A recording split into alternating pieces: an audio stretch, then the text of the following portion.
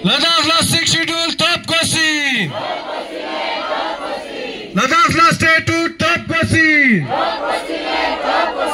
Ladakh last state to top question. Ladakh को 6 schedule देना होगा। लद्दाख को 6 शेड्यूल देना होगा। लद्दाख को 6 शेड्यूल देना होगा। लद्दाख को स्टेटहुड देना होगा। स्टेटहुड का डिमांड कर रहे हैं ताकि लद्दाख के लोगों को डेमोक्रेसी फिर से वापस मिले और लद्दाख के आदिवासियों के सुरक्षा के लिए हम 6 शेड्यूल का डिमांड, ये 2 बड़े डिमांड लेके है, तो हमारे 4 मुद्दे हैं, लेकिन ये 2 डिमांड जो है हमारे मेन मुद्दे हैं और यहाँ पर हम लोग अटके हुए हैं। होम मिनिस्ट्री के साथ कई दौर का टॉक्स हुआ, लेकिन वो ज़्यादातर एम्प्लॉयमेंट के बारे में था, तो वो भी 100% अभी सॉल्व नहीं हुआ है। हमारे लद्दाख का एम्प्लॉयज़ का कार्डर अभी घोषित नहीं हुआ है। हमने कहा कि लद्दाख का अलग से कार्डर होना चाहिए और उनकी रिक्रूटमेंट के लिए पब्लिक सर्विस कमीशन होना चाहिए। ये 2 बड़ी जो इसके साथ एम्प्लॉयमेंट के साथ जुड़े हुए मुद्दे अभी भी सॉल्व नहीं हुए हैं। अभी जो हमारा हम समझते थे, हमने गवर्नमेंट को ये भी कहा कि अब आगे से जो टॉक्स होगा वो स्टेटहुड और 6 शेड्यूल के ऊपर ही होने चाहिए और इसमें हम समझते हैं कि ज़्यादा इसमें बातें करने की गुंजाइश इसलिए नहीं है कि ये दोनों चीज़ें हमारे कॉन्स्टिट्यूशन के अंदर है। एक स्टेट बनने पर एक स्टेट क्या होता है, उसके लिए अगर गवर्नमेंट ऑफ इंडिया अगर चाहे तो ज़्यादा उसमें नेगोशिएशन की ज़्यादा गुंजाइश नहीं होती है। स्टेट अगर बन जाए तो वो डिफाइन है कॉन्स्टिट्यूशन में और 6 शेड्यूल भी हमारे कॉन्स्टिट्यूशन का हिस्सा है और हम जो भी मांग रहे हैं वो with in the framework of Indian constitution हम मांग रहे हैं। कोई इससे बाहर हम कोई चीज़ नहीं मांग रहे हैं। और यहाँ पर 2 दिन पहले हमने इस चीज़ की घोषणा की कि हम अपने एजुटेशन को थोड़ा तेज़ करेंगे, क्योंकि गवर्नमेंट की तरफ से कोई पॉजिटिव रिस्पांस नहीं आया टॉक्स के लिए। तो हमने यहाँ पर एक सर्वधर्म प्रार्थना सभा से शुरू किया और वो इसलिए हमने किया एक मैसेज देने के लिए कि हमारा स्ट्रगल 100% पीसफुल है, नॉन वायलेंट है। इसलिए हमने ये मैसेज देने के लिए हर एक धर्म के धर्म गुरुओं को यहाँ बुला के हमने प्रार्थना से हमने ये शुरू किया। तो मैं खासकर आप सबका लद्दाख के लोगों की तरफ से, एपेक्स बॉडी की तरफ से थैंक्स बोलना चाहूँगा कि इतने दूर से आप लोग हमारे समस्या हैं इनको ज़मीन पर आके लोगों, यहाँ के लोगों से मिलके कि असली बात क्या है इसको समझने के लिए इतने दूर से आए, उसके लिए मैं तहे दिल से आप लोगों का शुक्रिया अदा करूँगा। और मैं आप लोगों से ये रिक्वेस्ट करूँगा कि हमारा जो जेन्युइन डिमांड है इसको भारत के दूसरे हिस्सों तक पहुँचाएं, भारत के लोगों को ये समझाएं कि लद्दाख के लोग सीमा पर रहते हैं और यहाँ लद्दाख बहुत एक सेंसिटिव जगह है स्ट्रैटेजिकली। पाकिस्तान और चाइना दोनों हॉस्टाइल कंट्रीज से हमारे कंट्री के, और ऐसे सेंसिटिव जगह में जब लोग नाखुश हों तो वो कंट्री के सिक्योरिटी के लिए अच्छी बात नहीं होती है। जब भी हमारे मुल्क में हमने जंगें लड़ी 1947 से लेके अभी रिसेंटली 2020 में जब गलवान हुआ था, वो लद्दाख में लड़ी गई वो सारी जंगें, और यहाँ के लोगों ने जिस तरह से फौज के साथ शाना बशाना जो काम किया, बिना वर्दी के, बिना तनख्वाह के फौज के साथ जाके आखिरी बॉर्डर तक जाके जो लोगों ने काम किया, जो सेवा किया और लोगों ने अपनी जानें निछावर की, वो एक मेरे ख्याल में एक मिसाल है।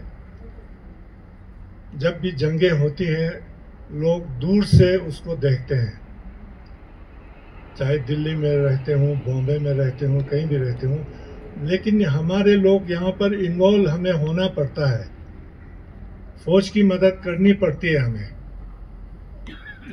जब फौज किसी पहाड़ के ऊपर चढ़ता है तो उनको खाना पहुंचाना, पानी पहुंचाना, ये काम सिविलियन लोगों का होता है, वो काम हम करते हैं और बिना पैसे के करते हैं।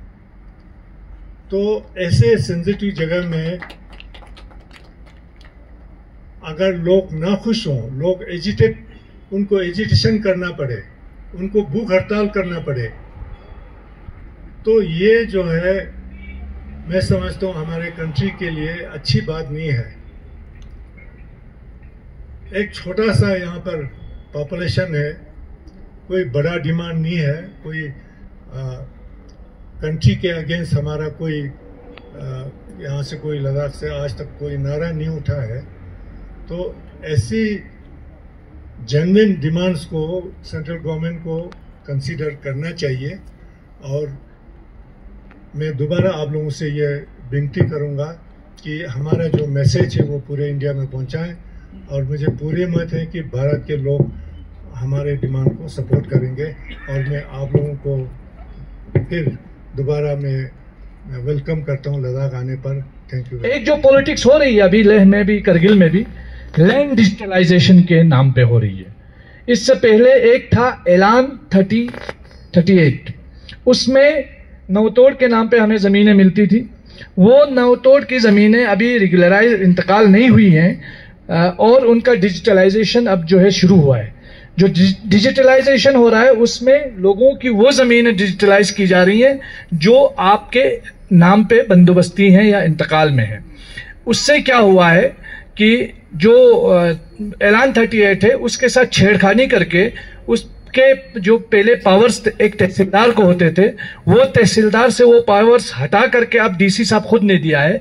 और यूटी बनने के बाद से अभी तक कोई नहीं गिन सकता, किसी को नहीं पता है कितनी जमीनें अलॉट की गई हैं लोकल लोगों को। हाँ, अपने खास लोगों को की होंगी, लेकिन लोकल लोगों को कितनी जमीनें अलॉट की गई किसी को कुछ नहीं पता है।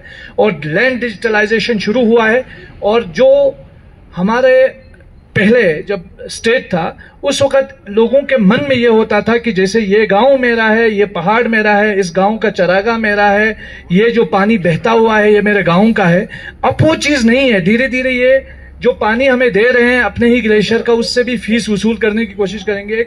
एक मिशन चला था जल जीवन मिशन, वो बाद में जल जुगाड़ मिशन हो गया। आज तक हम देखते हैं उसमें इतना जुगाड़ हुआ है कि वो पूरी तरीके से नाकाम हुआ।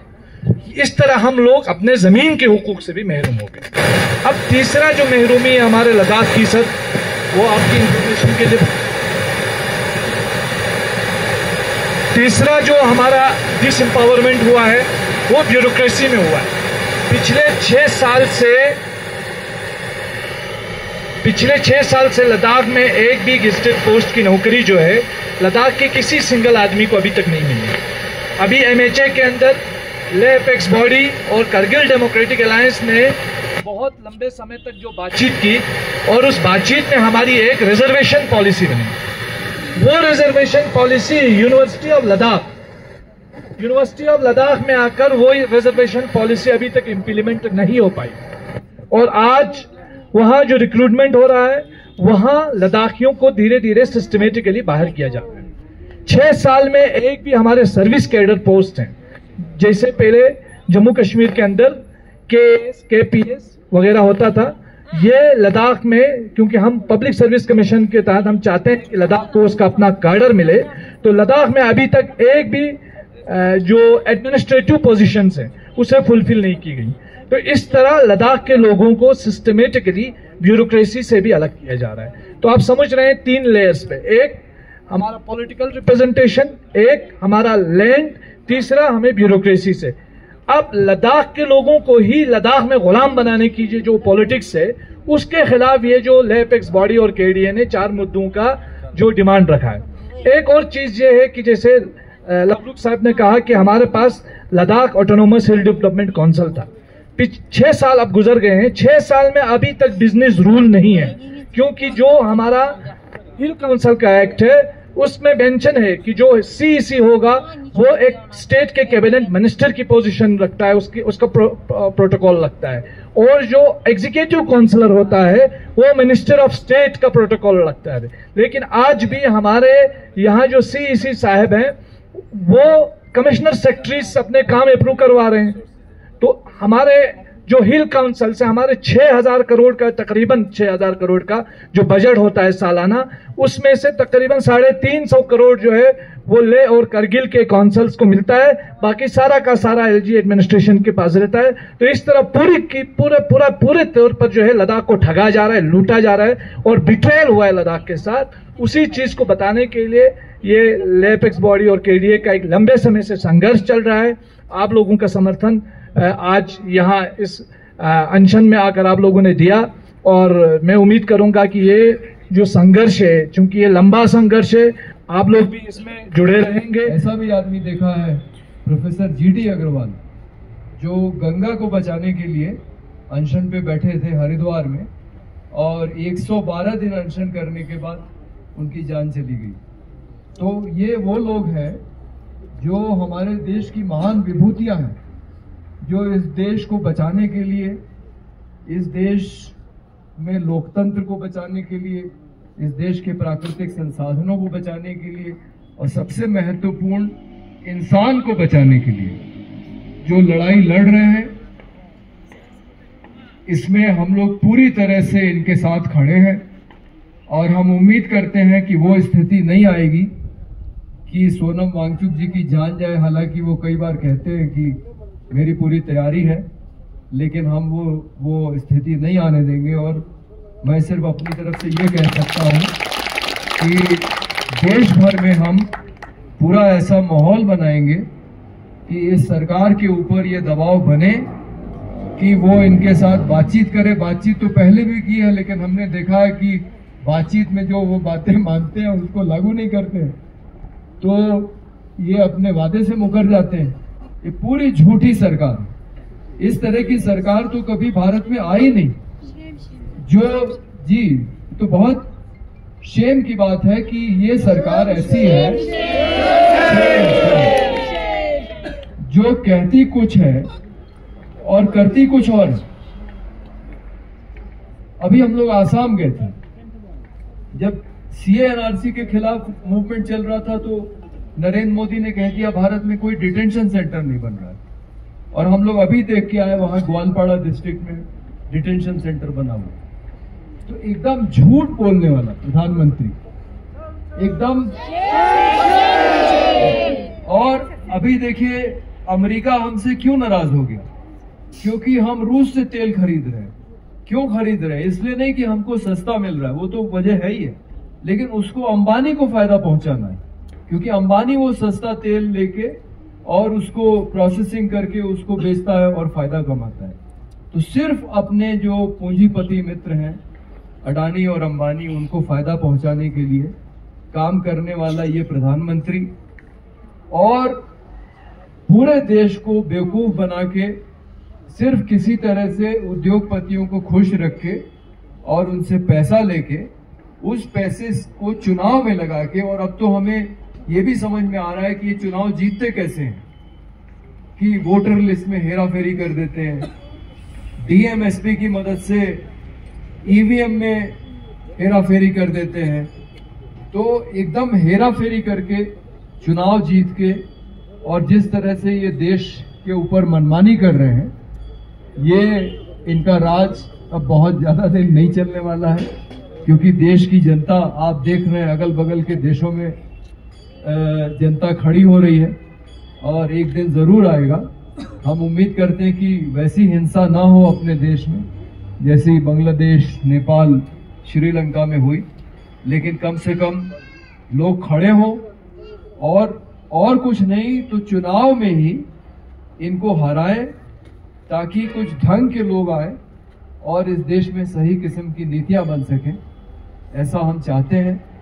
और ऐसा माहौल, ये तो बड़ी अजीब बात है कि सोनम वांगचुक जी को अनशन करना पड़ा, और जो आदमी अनशन करता है उसके खिलाफ आप जो है इंक्वायरी करते हैं, उसकी यूनिवर्सिटी की जमीन को लेके आप नोटिस भेजते हैं, उसके खिलाफ आप ईडी और सीबीआई को भेजते हैं, जैसे कि आप कोई अपोजिशन का पॉलिटिशियन हो, जैसे आप उनके खिलाफ ईडी और सीबीआई को भेजते हैं।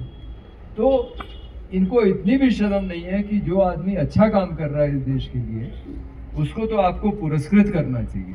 उसको आप पुरस्कृत नहीं कर रहे हैं, उसको आप बदनाम कर रहे हैं, उसको आप नीचा दिखाने की कोशिश कर रहे हैं। लेकिन सौभाग्य से इस देश में लोकतंत्र की जड़ें बहुत मजबूत हैं और इस देश के लोग बहुत समझदार हैं राजनीतिक रूप से। वो ये समझते हैं कि क्या सही है और क्या गलत है, और लोग अपने विवेक का इस्तेमाल करते हैं। और इसीलिए हमने देखा कि इस देश में जो गांधी जी का आंदोलन हुआ, स्वतंत्रता का आंदोलन, तो उसमें देश की जनता उनके साथ खड़ी हुई। जबकि अंग्रेज इतने ताकतवर थे, लेकिन वो जनता उनके साथ खड़ी हुई। भले ही वो जेल गई, भले ही उसके ऊपर लाठियां चली और तमाम तरीके से लोगों ने बलिदान दिया। इतने सारे लोगों ने, नौजवानों ने, कितने नौजवानों ने बलिदान दे दिया, जिनकी उम्र कोई 20 साल, 23 साल, 25 साल, इस तरह के आप देखिए कितने नौजवान थे जिन्होंने आज़ादी के आंदोलन में बलिदान दे दिया। तो ये देश बलिदानों का देश है, ये देश संघर्षों का देश है, और ये एक ऐसा देश है जिसमें हमेशा मानवीय मूल्यों को हमने हमेशा सर्वोपरि माना कि हमें मानवीय मूल्यों को बचाना है। अभी भी इस देश में ज़्यादातर लोग मानवीय मूल्यों की इज्जत करते हैं। सरकार चाहे सोनम वांगचुक को जितना बदनाम कर ले, लेकिन देश के लोग जानते हैं कि सोनम वांगचुक सही है और नरेंद्र मोदी गलत है। अब संविधान के आधार पर जो देश है उसको चलाने के लिए वो शपथ लेते हैं, ना कि किसी पार्टी का आइडियोलॉजी, किसी पर्टिकुलर पार्टी का आइडियोलॉजी के ऊपर वो शपथ नहीं लेता है। ना तो लोग उनको वोट देते हैं सिर्फ उसके आधार पर। पहला संविधान आता है, उसके अंदर अलग अलग पार्टी का आइडियोलॉजी है। तो ये जो आपको डिमांड है, जैसे मैंने पहले भी बोला, देश का कुछ राज्यों में 6 शेड्यूल का समर्थन, सपोर्ट मिल चुका है, संरक्षण मिल चुका है। जिस आधार पे मिला है, लद्दाख का उस आधार पूरा करते हैं, नंबर 1। दूसरा, स्टेटहुड का जो डिमांड है वो इसीलिए भी आपको कंप्लीटली उसके ऊपर अड़े रहना चाहिए, क्योंकि यूटी एक एलजी, आप देखिए दिल्ली लगभग 2.5 करोड़ लोगों का, जिसको अपना असेंबली है काफी सालों से, दिल्ली का चुने हुए सरकार को एकदम निकम्मा बना के रख दिया एक एलजी बैठा के। तो ये समझना चाहिए। और आपके बहुत बार दिल्ली से हमने सुना है कि इतना छोटा पॉपुलेशन कैसे दिया जाएगा। सिक्किम भी राज्य है, सिक्किम में 7 लाख पॉपुलेशन है, तो इसको क्यों नहीं दिया जा सकता। तो समर्थन का सारे जो आपको डिमांड है वो कॉन्स्टिट्यूशनल राइट है, इसीलिए उसको अड़े रहना चाहिए। और लास्ट पॉइंट मैं इसको फिर से उठाना चाहूँगा, लद्दाख जैसे सेंसिटिव एरिया में जो पश्चिम हिमालय का क्षेत्र है, वहाँ 2 किस्म का खतरा बहुत ज़्यादा है। एक, अभी क्लाइमेट चेंज का चलते जो प्राकृतिक खतरा बढ़ रहा है, ये वो खतरा बहुत है। और पश्चिमी मामलों, मैं एक साइंटिस्ट हूँ और पिछले 30 साल से मैं पूरी दुनिया में वो अलग अलग ग्रुप से काम किया हूँ, अभी भी कर रहा हूँ। तो पश्चिम हिमालय के क्षेत्र में जो असर पड़ रहा है वो पूर्वी और मध्य हिमालय से अलग है, और जिसके अंदर सिर्फ लद्दाख नहीं है, पश्चिम हिमालय का पूरा क्षेत्र है। तो उसके लिए लद्दाख का स्थानीय जनता का आधार पे यहाँ सरकार डिसीजन ले, वो बहुत जरूरी है। और एक जो मुश्किल है, पश्चिम हिमालय में मिलिटराइजेशन बहुत तेजी से बढ़ा है। उसका कुछ कारण जो हमारा हाथ में नहीं है, क्योंकि एक इंटरनेशनल, 2 बॉर्डर इंटरनेशनल है जिसके लिए मिलिटराइजेशन बढ़ा है। मिलिटराइजेशन से बहुत नुकसान सिर्फ लद्दाख का नहीं, बहुत जगह में ये हुआ है जहां कैरिंग कैपेसिटी का बहुत बार जाके जो अननेसेसरी अनसस्टेनेबल डेवलपमेंट का काम हुआ है और वो तबाही की तरफ बढ़ रहा है। तो उसको एक लिमिट करना, जो सिक्योरिटी, ये लॉन्ग टर्म आंदोलन आपको है और इसके साथ हमारा समर्थन बने रहेगा। राष्ट्रीय स्तर पे जहां भी हम अपना एजेंडा से आप जो निकाल के आएगा, लेकिन हमारा आपके साथ अनुरोध यही है सबके पास, जो भी आप एजेंडा तय करेंगे, Ladakh apex body, Kargil development association जो मिलके जो एजेंडा तय करेंगे, जिस ढंग का समर्थन आप राष्ट्रीय बॉडी से, पूरी देश के समर्थन से आपको चाहिए, आपके आधार पर हम आंदोलन को तेज करने के लिए मदद करेंगे, ना कि हम अपने डिसीजन से कुछ कर ले और इसके साथ आपको जो आपको डिमांड है वो डिमांड से ना मिले। तो मैंने फिर से बोलूंगा, आपको यूनिटी, एलएपी और केडीए का यूनिटी एक आपको बड़ा स्ट्रेंथ है। लद्दाख का जनता का, पूरा जनता का इसको समर्थन आपको बड़ा स्ट्रेंथ है। किसी भी कीमत में इसको तोड़ने मत दीजिए, क्योंकि बहुत कोशिश हो रहा है, जो हम भी जानते हैं और आप लोग हमसे ज्यादा जानते हैं कि आपको डिवाइड करने का, ये डिवाइड एंड रूल का अलग अलग जाएगा, हम बहुत सारे राज्यों में देख चुके हैं। यहाँ इसको किसी भी कीमत में होने नहीं दीजिएगा और इसको मैं बोलूंगा एक स्तर पे, एक लेवल पे जाके इसको अंतर्राष्ट्रीय स्तर पे भी एक देश का इकट्ठा रखते हुए, देश का एक इंडिया का पिक्चर रखते हुए अंतर्राष्ट्रीय स्तर पे लद्दाख का रीजन का स्पेशल जो रिक्वायरमेंट है उस लेवल पे आवाज उठाना जरूरी है। वहाँ हम लोगों ने बहुत बार अलग अलग मुद्दा लेके उठाया है। अंतर्राष्ट्रीय जो क्लाइमेट कन्वेंशन होता है, जो आपको बायोडाइवर्सिटी कन्वेंशन होते हैं, वहाँ हमने काफी बार अलग अलग हिमालयी राज्यों का बात उठाए हैं। 2013 का उत्तराखंड डिजास्टर के बाद भी मैंने पोलैंड में वर्षा में जो कॉप था वहाँ उस बात को उठाया। तो कभी ना कभी आपको आवाज और बाहर आवाज के तौर पे एक जनता का डिमांड, जिसका हर एक किस्म का जस्टिस एंड फेयरनेस का बेस है, तो ये आपका स्ट्रेंथ है। हमें समर्थन पूरा रहेगा। जो भी आपको एजेंडा होगा, आपको डिक्टेटेड एजेंडा है जो आपको चाहिए, उस ढंग का समर्थन हमारे पास पूरा आपको रहेगा। तो झूले और जिंदाबाद, आप लड़ते रहिए, हमारे आपके समर्थन मिलते रहेगा।